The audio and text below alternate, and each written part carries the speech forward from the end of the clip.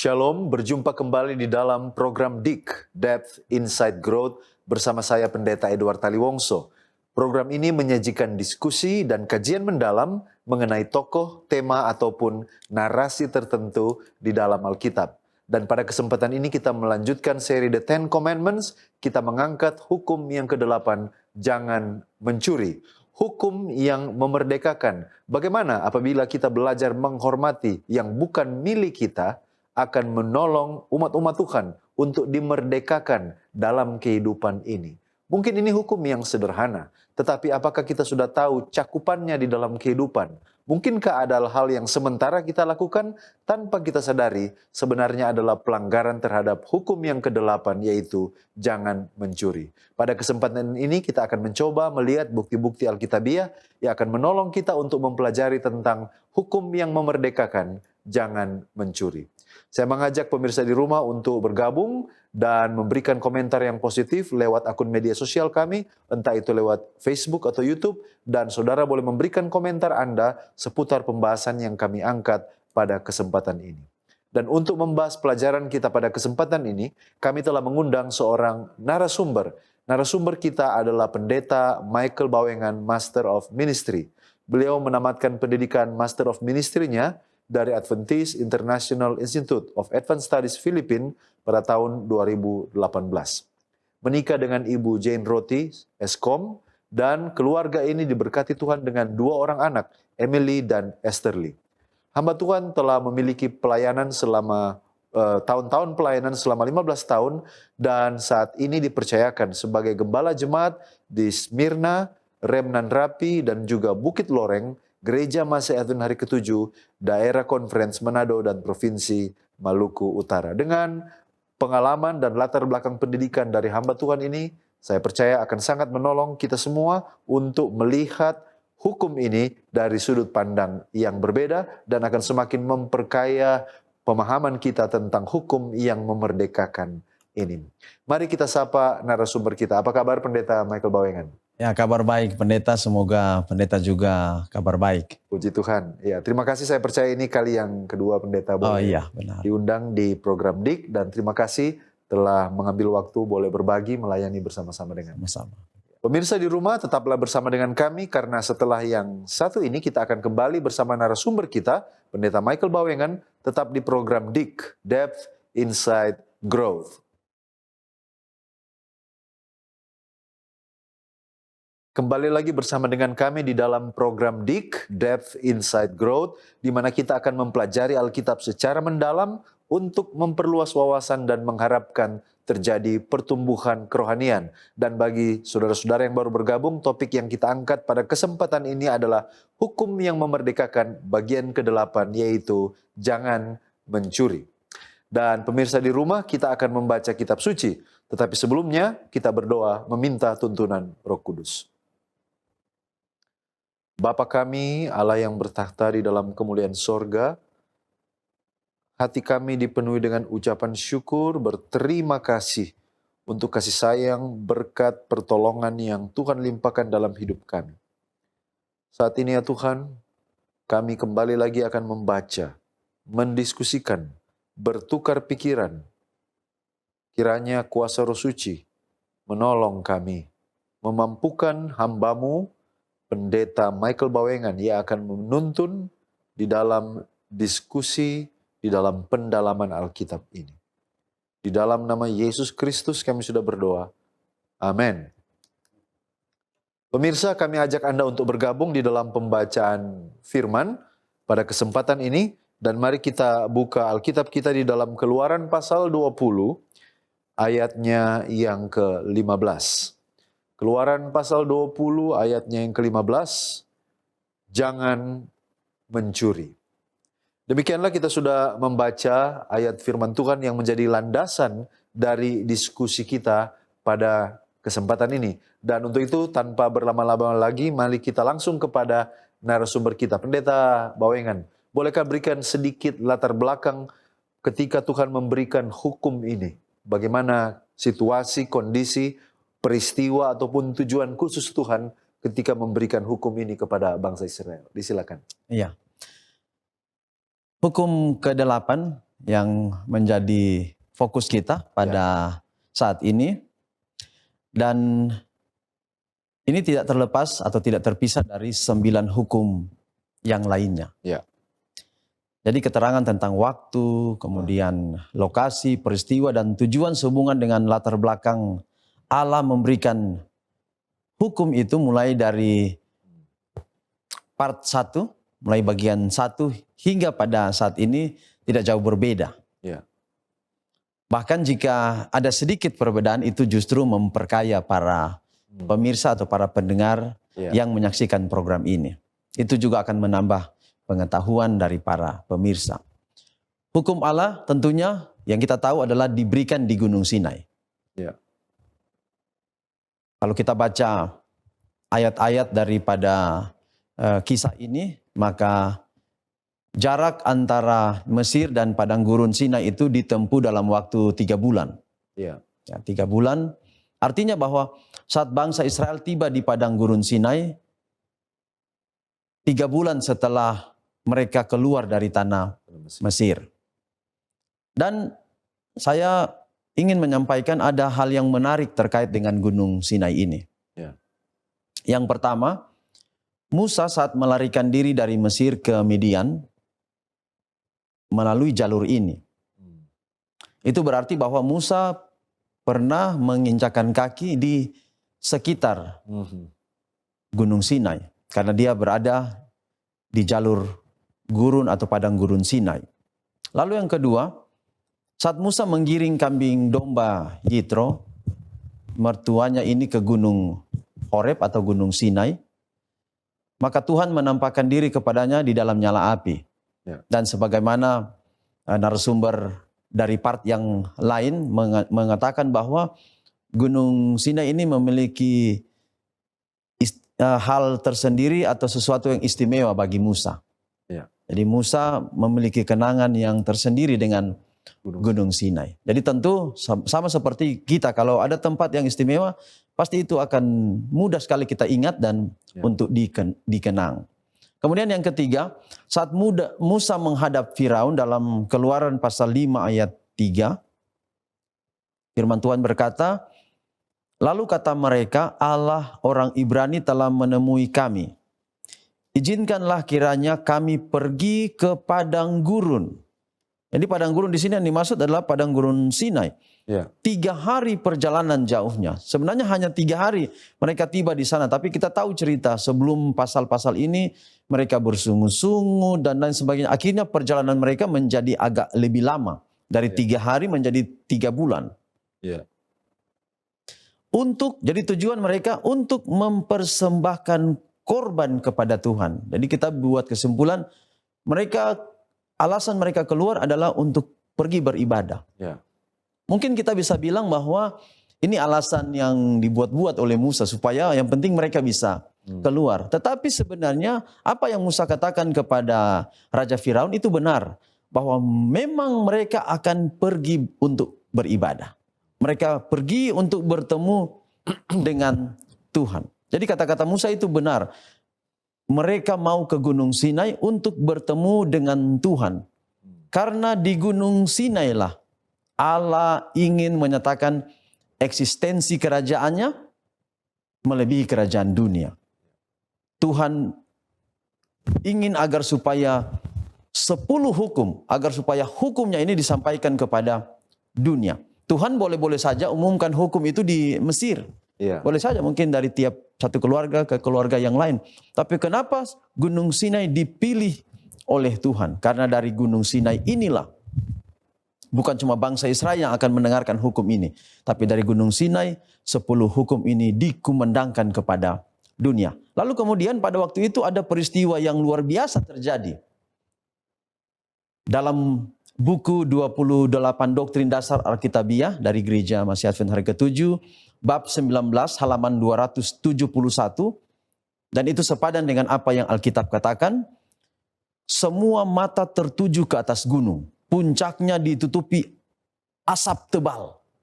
Lalu kemudian makin lama makin gelap. Kemudian awan itu merayap serta menyelimuti semua gunung dan dalam buku ini mengatakan dalam sebuah misteri. Kemudian kilat menyambar dalam kegelapan, guntur sambung menyambung. Nah, itu sepadan dengan ayat firman Tuhan Keluaran 19 ayat 18. Gunung Sinai ditutupi seluruhnya dengan asap, karena Tuhan turun ke atasnya dalam api. Asapnya membumbung seperti asap dari dapur, dan seluruh gunung itu gemetar sangat.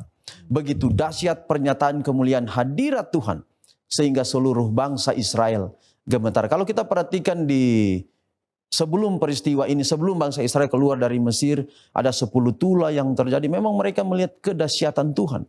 Tetapi pada peristiwa di Gunung Sinai ini, kedahsyatan ini begitu luar biasa. Dan kita bisa membayangkan, ini ibarat waktu Soekarno, Presiden pertama Indonesia, dia mau menyampaikan proklamasi kemerdekaan. Itu peristiwa itu begitu perlu dikenang dan diingat. Dan saya pikir ini juga sama dengan peristiwa pada waktu itu. Lalu apa maksud Allah dengan peristiwa ini? Ya. Apakah Allah bermaksud menakut-nakuti mereka? Tentu tidak. Dalam buku Sejarah Para Nabi, bab 27 halaman 355, pena inspirasi mengatakan, Allah bermaksud untuk menjadikan peristiwa di mana ia akan mengucapkan hukumnya itu sebagai satu pemandangan yang hebat dan mengagumkan. Sesuai dengan sifatnya yang agung itu. Jadi Tuhan maksud supaya bangsa Israel mereka boleh melihat sifat Allah. Allah itu patut dihormati, dia agung, dia besar. Bangsa itu harus diberi kesan bahwa segala sesuatu yang berhubungan dengan pelayanan kepada Allah harus diperlakukan dengan sikap hormat yang paling dalam. Kemudian tujuan daripada Allah memberikan hukumnya, termasuk hukum ke-8 pembahasan kita kali ini. Menurut Keluaran 20 ayat 2, Keluaran pasal 20 ayat 2, Akulah Tuhan Allahmu yang membawa engkau keluar dari tanah Mesir, dari tempat perbudakan.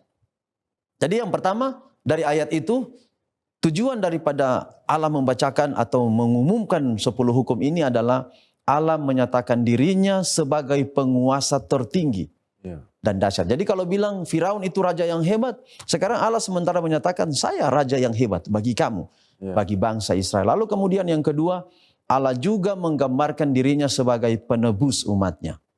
Jadi sekarang Allah sudah menyatakan kepada bangsa Israel bahwa dia mampu mengeluarkan mereka dari perbudakan. Sekarang saya mampu juga menebus engkau dari segala dosa dan pelanggaran. Jadi hukum Allah yang dikemenangkan di Gunung Sinai bukan hanya bagi bangsa Israel. Tetapi hukum itu bagi semua orang. Makanya simbolnya itu dari atas gunung. Ya, gunung ini kan supaya berita itu bisa lebih kuat terdengar kepada segala bangsa. Baik. Terima kasih pendeta sudah memberikan kepada kita latar belakang untuk mempersiapkan kita masuk lebih dalam. Nah, pertanyaan selanjutnya, apakah memang ini hukum ini diturunkan di Sinai? Tetapi bagaimana dengan peristiwa-peristiwa sebelum Sinai? Apakah ada indikasi bahwa hukum tentang tidak mencuri atau jangan mencuri ini sudah ada sebelum peristiwa Sinai? Bagaimana pendeta melihat hal ini? Nah, memang secara keseluruhan melihat hukum, khusus hukum ke-8 jangan mencuri, ada orang yang katakan bahwa hukum itu kan nanti di Sinai.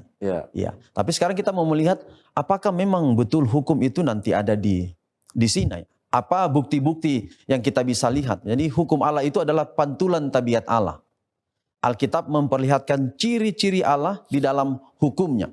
Sebagaimana Tuhan Allah, Taurat Tuhan itu sempurna dan perintah Tuhan itu murni. Mazmur 19 ayat 8 dan 9. Dengan demikian maka hukum Allah sudah ada bahkan jauh sebelum dunia diciptakan. Saya ingin menyampaikan 2 bukti Alkitab bahwa hukum Allah sudah ada sebelum Sinai. Yang pertama, tentu kita melihat saat penciptaan. Allah menciptakan bumi itu dengan sangat teratur. Bayangkan jika tidak ada hukum gravitasi. Kita ini manusia bisa terlempar keluar karena waktu bumi berputar kita tidak ada tempat untuk bertahan, kita terlempar keluar, dan itu peraturan dan itu aturan supaya semuanya bisa teratur. Bayangkan jika tidak ada atmosfer. Atmosfer itu menahan, kalau kita melihat meteor atau bintang jatuh, orang bilang bintang jatuh, meteor, atmosfer menahan sehingga padam api itu. Bayangkan kalau meteor itu tembus ke bumi, habis kita semuanya ini. Lalu kemudian bayangkan kalau tidak ada keteraturan di planet-planet, bisa akan jadi tabrakan. Itu berarti bahwa ketika Allah menciptakan bumi ini, Allah menciptakan dengan sangat teratur. Ini menggambarkan bahwa peraturan itu atau hukum itu telah ada. Lalu kemudian adanya dosa. Hukum Taurat sudah ada jauh sebelum diberikannya 10 hukum kepada bangsa Israel. Itu kelihatan dari adanya dosa. Ketika malaikat-malaikat berdosa di surga, yang menyatakan mereka berdosa karena ada hukum. Karena hukum menyatakan dosa. Lalu kemudian berpindah ke bumi. Ketika manusia Adam dan Hawa jatuh ke dalam dosa, menunjukkan bahwa hukum itu telah ada. Karena hukum menyatakan atau memaparkan pelanggaran atau menyatakan pelanggaran. Dengan adanya dosa itu menggambarkan bahwa hukum Allah itu sudah ada. Bisakah kita katakan pendeta kalau kejatuhan yang pertama Adam dan Hawa, oleh karena mereka mengambil buah yang sebenarnya tidak diperuntukkan kepada mereka, bukan milik mereka. Bisakah kita katakan bahwa itu mereka juga mencuri ya? Iya. Jadi dosa yang pertama. Iya, itu bisa kita katakan oleh karena memang mencuri ini adalah sesuatu yang bukan kita punya. Memang Tuhan bilang bahwa semua yang di taman ini boleh. Kan hanya yang lain boleh, tapi yang di tengah ini yang tidak boleh. Ketika Tuhan bilang tidak boleh, itu orang biar lihat dan bisa misalnya mendekat, tetapi Tuhan bilang jangan ambil karena ketika kita ambil kita melanggar hukum yang ke-8 ini, yaitu jangan mencuri. Baik, terima kasih pendeta, puji Tuhan untuk apa yang telah kita dengarkan, dan ini akan semakin mempersiapkan kita untuk masuk belajar lebih dalam, dan saya yakin kita masih bersemangat untuk masuk lebih dalam. Namun sebelum kita lanjutkan, kita akan mendengarkan pesan-pesan rohani berikut ini. Tetaplah bersama dengan kami.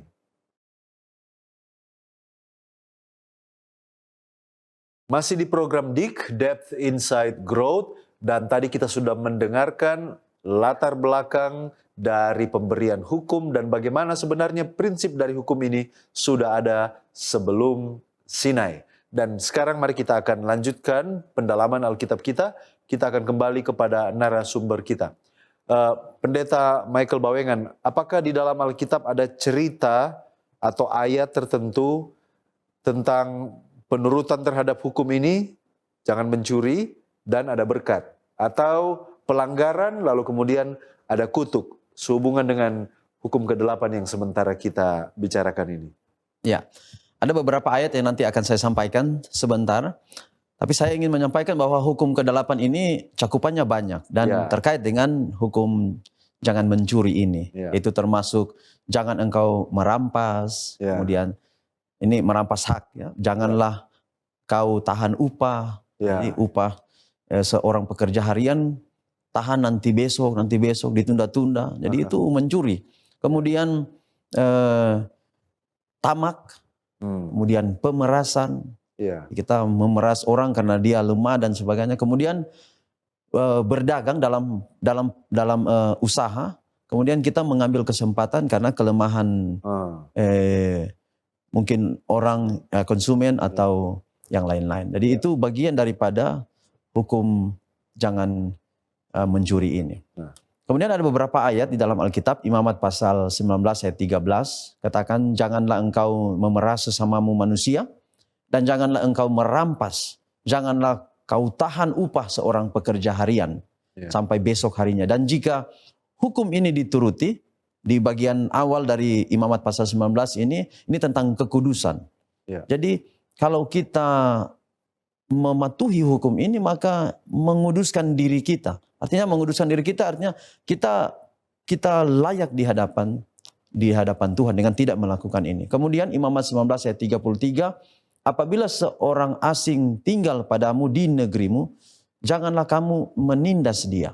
Ini juga bagaimana kita di hadapan Tuhan, diperhatikan oleh Tuhan, kita melakukan yang baik kepada orang atau memperlakukan orang lain dengan baik. Dan itu pasti akan ada berkat yang besar. Kemudian yang ketiga, Ulangan 24 ayat 14, janganlah engkau memeras pekerja harian yang miskin dan menderita, baik ia saudaramu maupun seorang asing yang ada di negerimu, di dalam tempatmu.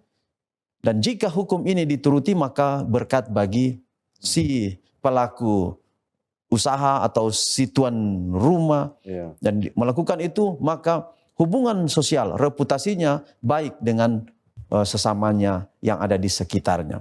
Lalu kemudian ada kutuk yang terjadi saat hukum ke-8 ini dilanggar dalam Yosua pasal 7. Mungkin satu contoh ini saya ingin sampaikan saja, bahwa di sana cerita tentang dosa Akan. Jadi hukuman terhadap Akan. Tentara Israel mereka berperang, lalu kemudian mereka dipersilakan ambil barang, tetapi dikumpulkan untuk kepentingan bersama. Tetapi Akan kemudian mengambil, bahkan dia mengambil itu untuk kepentingan dirinya dan juga keluarganya. Yang terjadi adalah akhirnya Akan dan keluarganya, mereka dibawa keluar dari perkemahan bangsa Israel, kemudian dirajam dengan batu. Dan memang luar biasa, sungguh sangat berbahaya jika ketika kita melanggar hukum jangan mencuri, hukum yang ke-8.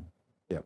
Baik, terima kasih pendeta sudah memberikan contoh-contoh di dalam teristimewa Perjanjian Lama tentang bagaimana jikalau menuruti maka ini akan menjadi berkat baik bagi pribadi sendiri maupun juga masyarakat sekitar, dan kalau kita melanggar ada kutuk yang mengikutinya. Nah, sekarang saya mencoba menarik ini ke Perjanjian Baru.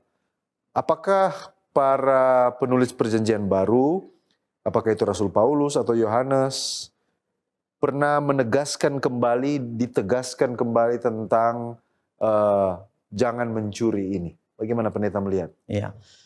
Perjanjian Baru juga menegaskan kembali tentang hukum yang ke-8 ini. Bahkan akibat dari pelanggaran hukum ke-8 dengan sangat jelas dinyatakan. Contoh, 2 orang penyamun di kayu salib.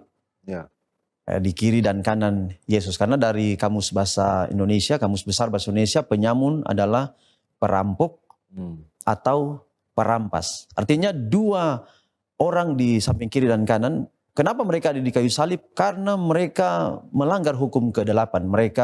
Mereka mencuri. Jadi melanggar hukum yang ke-8. Dan akibatnya langsung kita lihat bahwa hukuman mati mereka harus terima. Karena mereka disalibkan bersama dengan Yesus. Kemudian juga tulisan Rasul Paulus dalam Kisah Para Rasul 5. Ada cerita tentang Ananias dan Safira. Dan ini kisah yang hampir mirip dengan cerita Akan tadi di dalam Perjanjian Lama. Dan ini kisah suami istri bersekongkol untuk mengambil untung dari hasil penjualan. Kalau kita lihat Kisah pasal 4, Kisah pasal 3, di sana ketika Roh Kudus dicurahkan, orang-orang bahkan ketika mereka menjual harta, mereka langsung bawa ke gereja. Lebih baik mereka bagi untuk pelayanan. Dan bisa saja Ananias dan Safira telah berjanji untuk menyerahkan seluruhnya dari hasil penjualan. Ternyata kisah itu berlangsung, mereka menahan separuh daripada hasil penjualan. Jadi yang terjadi bukannya mereka dibawa keluar lalu dilempar dengan batu, tetapi tangan Tuhan menimpa mereka dan mereka mati pada waktu itu. Di saat yang hampir bersamaan keduanya mati. Jadi bahkan di 1 Korintus 6 ayat 10 berkata, pencuri, orang kikir, pemabuk, pemfitnah. Nah, ini semua rata, ini sama ini. Pencuri, pemabuk. Kadang orang bilang, oh ngana pemabuk. Tapi nyandak sorot kepada ngana pencuri. Bahkan ngana pemfitnah, sama. Jadi tidak akan mendapat bagian dalam kerajaan Allah. Jadi bagaimana engkau yang mengajar orang lain, tidakkah engkau mengajar dirimu sendiri? Engkau yang mengajar jangan mencuri, mengapa engkau sendiri mencuri? Dalam Roma pasal 2 ayatnya yang ke-21 dan ayat-ayat yang lain tentunya dalam firman Tuhan. Baik. Jadi memang ada diulangi dan ditegaskan kembali di Perjanjian Baru oleh para penulis Perjanjian Baru. Nah, sekarang bagaimana dengan Yesus sendiri? Apakah Yesus pernah menekankan kembali atau mungkin meluaskan tentang makna dari hukum jangan mencuri ini ketika dia melayani di bumi ini? Iya. Dalam Matius pasal 19 ada seorang pemuda yang kaya datang kepada Yesus. Dan kisah itu diangkat, Yesus menyinggung beberapa hukum, bahkan termasuk hukum jangan mencuri ini. Jadi kepada orang muda, saya ambil di sini dalam Markus 10 ayat 19, engkau tentu mengetahui segala perintah Allah. Jangan membunuh, jangan berzina, jangan mencuri, jangan mengucapkan saksi dusta, jangan mengurangi hak orang. Hormatilah ayahmu dan juga ibumu. Jadi Yesus mengulang, menegaskan kembali, jangan mencuri ini. Dia kutip untuk orang muda yang bertanya, Tuhan, bagaimana saya selamat, bagaimana saya memperoleh hidup kekal. Yesus bilang, apakah engkau tidak mencuri?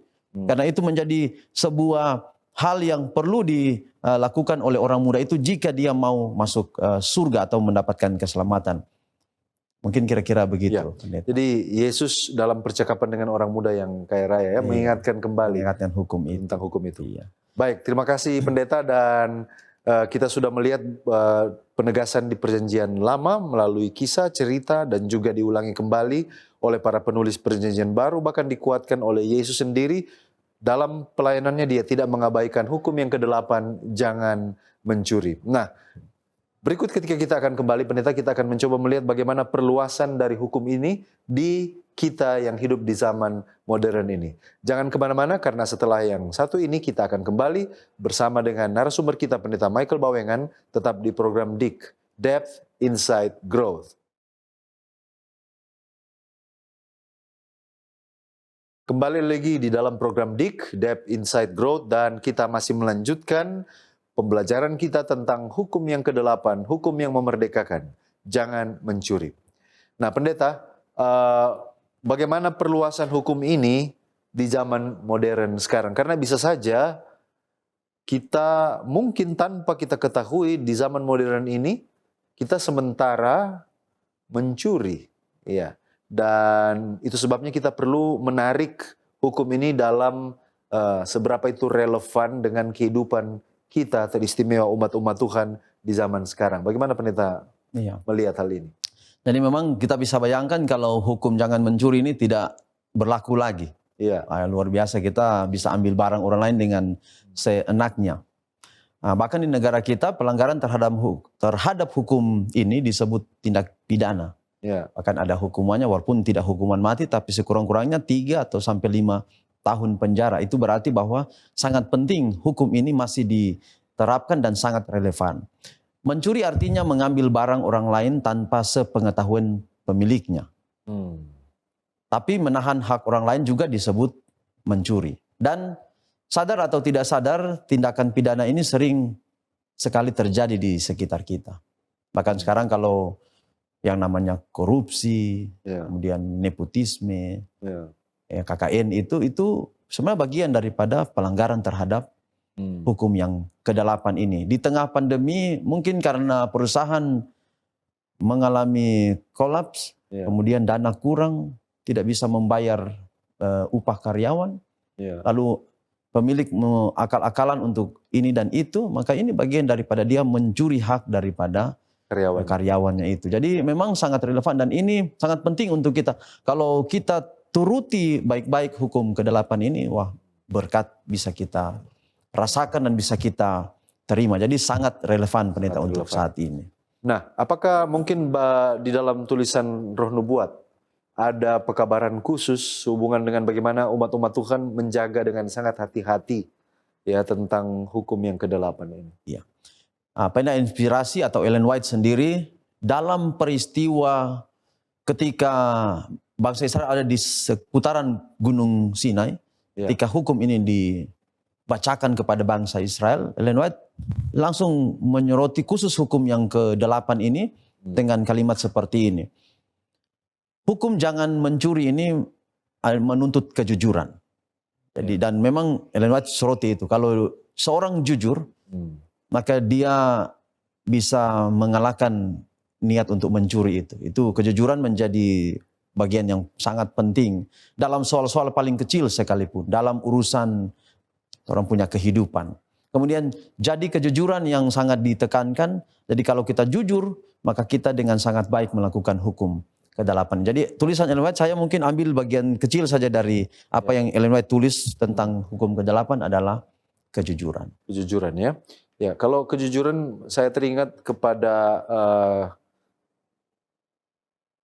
penata layanan, dalam arti kejujuran dalam mengembalikan apa yang merupakan milik Tuhan. Dan apakah ini berarti kalau orang yang tidak mengembalikan persepuluhan dengan nilai yang selayaknya harus dia kembalikan, artinya tidak sesuai dengan, tidak genap 10% ya kira-kira. Apakah ini bisa juga dikatakan sebagai tindakan pencurian? Pencurian ya, benar. Karena dia tidak jujur. Iya. Karena ini hal kan yang sangat indulgensis di dalam hati kita. Jadi cuma Tuhan yang bisa tahu. Dan kalau kita berikan 1/10 dari penghasilan kita tepat sesuai dengan gaji kita, maka kita jujur kepada Tuhan, maka kita tidak melanggar hukum yang ke-8. Sebaliknya, jika kita mengambil sedikit walaupun orang tidak tahu, tetapi Allah sangat mengetahui bahwa kita sudah tidak jujur. Bahkan kita sudah mencuri apa yang menjadi milik Tuhan. Oke, terima kasih pendeta. Nah, sekarang kita lihat, ya ini mungkin termasuk bagian aplikasi yang sangat penting. Akibat-akibat apa yang dapat kita terima seandainya dalam kehidupan sehari-hari kita melalaikan hukum ini, hukum yang ke-8, jangan mencuri. Akibat-akibat apa? Ya, tadi saya sudah katakan kalau di negara kita ini adalah tindak pidana. Berarti ada hukumannya, sudah pasti itu. Secara sosial, mencuri akan merusak nama. Nama baik ya? Iya, nama baik reputasi. Kita. Reputasi, ya. Walaupun mungkin ada orang lain menganggap mencuri itu hebat. Tapi sebenarnya ya dia merusak namanya. Kemudian ini karena dia mengambil barang milik orang dan sebagainya. Tetapi ketika kita juga menahan hak orang lain, hubungan kita dengan orang lain itu menjadi rusak. Dan ini hukum yang membuat rusak nama kita. Dan ini adalah tindakan yang tidak terpuji. Sekarang ini karena kita berada di era teknologi, nah, maka mencuri juga bisa terjadi secara digital. Ya, saya kasih contoh mungkin ini bagi pengguna Facebook.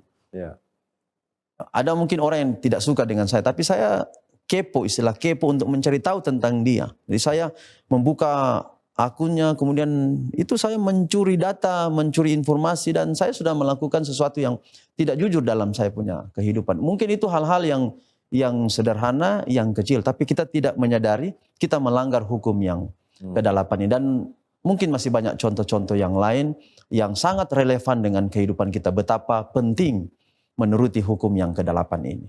Ya.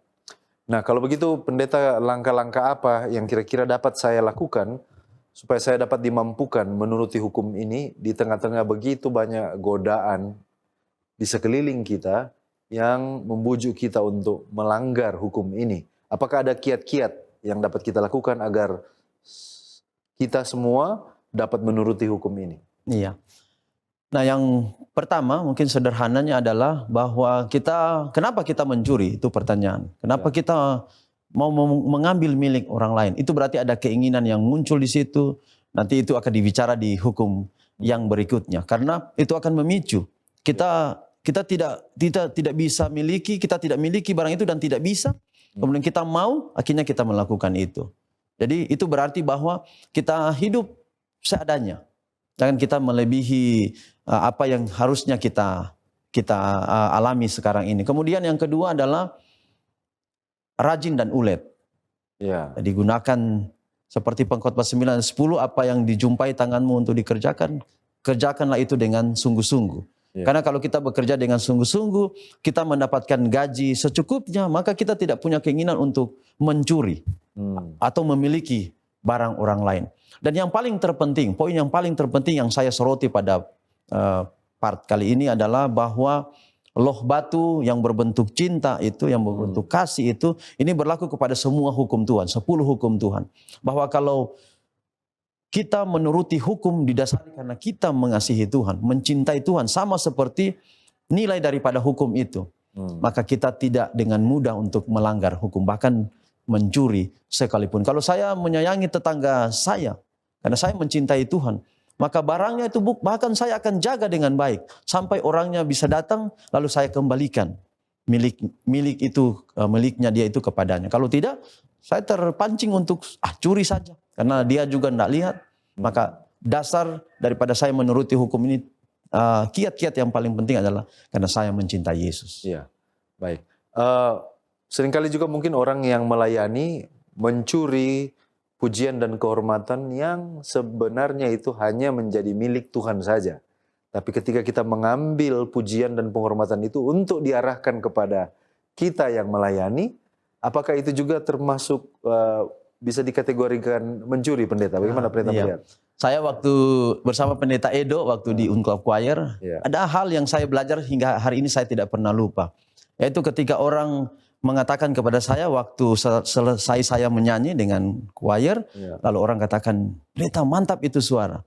Saya belajar untuk puji Tuhan. Jadi saya pantulkan semua pujian itu kepada Tuhan. Bisa saja orang menghargai saya, memberikan saya penghargaan oleh karena sesuatu yang baik, tapi saya tidak boleh lupa bahwa pujian itu hanya untuk Tuhan. Biarlah nanti Tuhan yang berikan kembali berkat itu kepada saya. Ya, amin. Nah, pendeta, satu lagi pertanyaan aplikasi. Seringkali orang berpikir bahwa mencuri itu menjadi berat oleh karena mungkin jumlah atau nilainya. Tetapi banyak orang yang mungkin berpikir, kecil saja.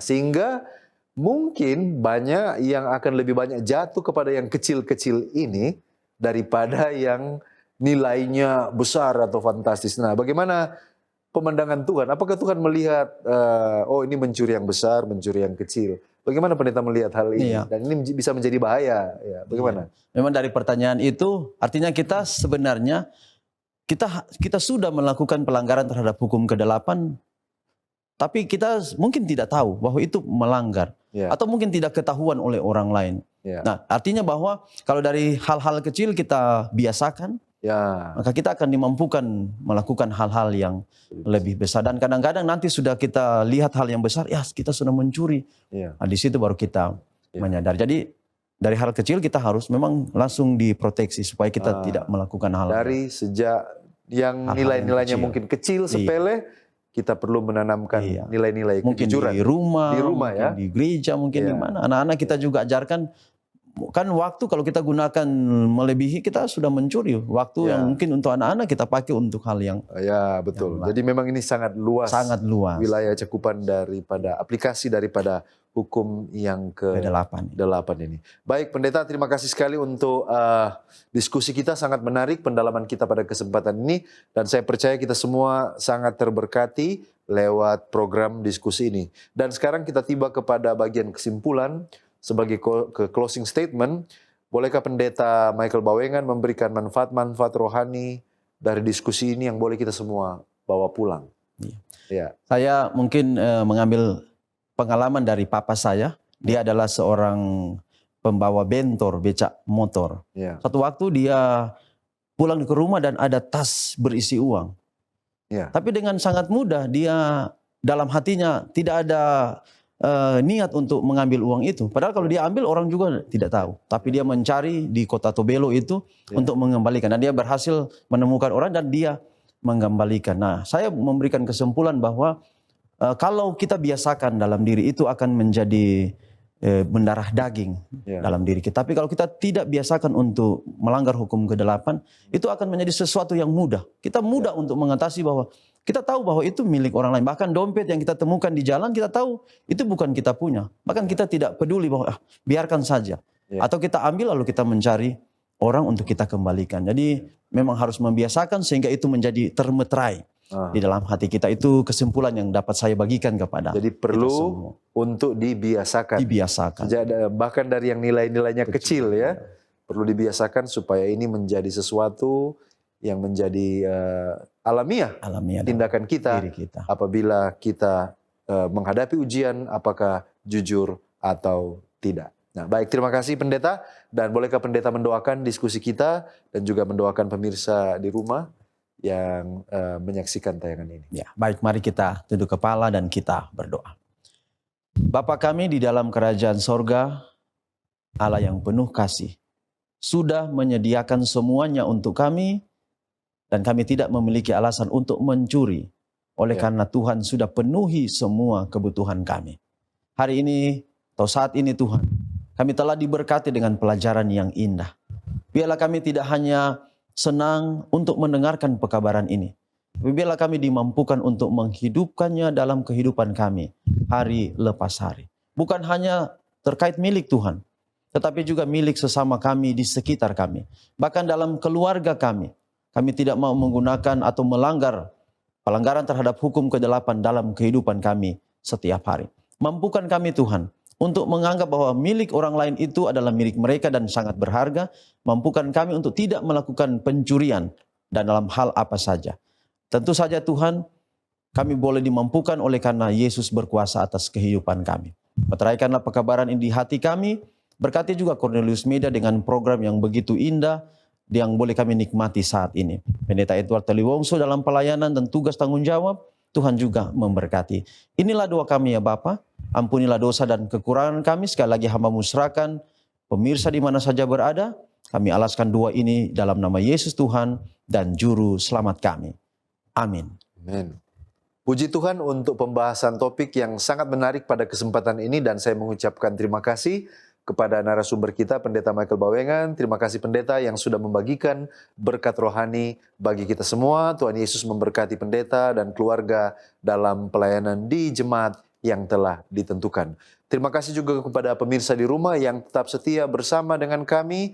Dan saudara-saudara, kami percaya saudara tetap diberkati lewat pendalaman Alkitab.